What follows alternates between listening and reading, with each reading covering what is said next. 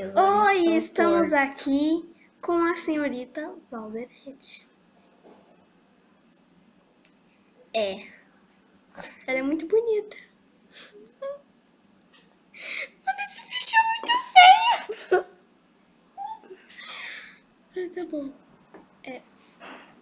É o Felipe que tá balançando a cabeça. Não é a Valderete. A Valderete é cara pálida. Ela não é nada. Eu tenho dó da Valderete. Tem um pouco de flocos, assim, de você, mas tá tudo bem, Valderete. Você tá muito bonita. Vamos explicar. Valderete! Não, pera. Chifrinho na Valderete. Chifrinho na Valderete.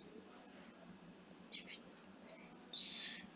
Não é seu chifrinho da Valderete! Cocô!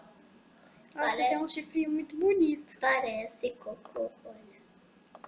Deixa eu pintar você um pouco, Valderete. Ó, porque você tem uns chifrinhos assim, ó. Né? Porque você é Coitada da Valderete. Não, ela é malvada. Ela tem chifrinho. E aí aqui sai uma cauda dela. E aqui sai uma cauda dela. É assim que é a Valderete. A cauda é um pouquinho maior, mas... Pronto, aqui é a cauda dela.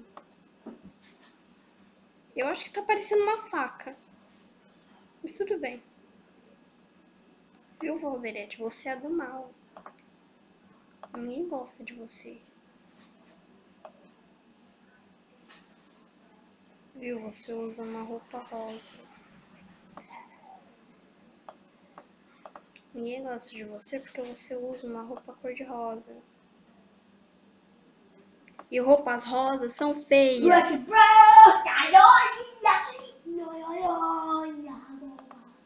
Valderete, tô cansada de você. Tchau.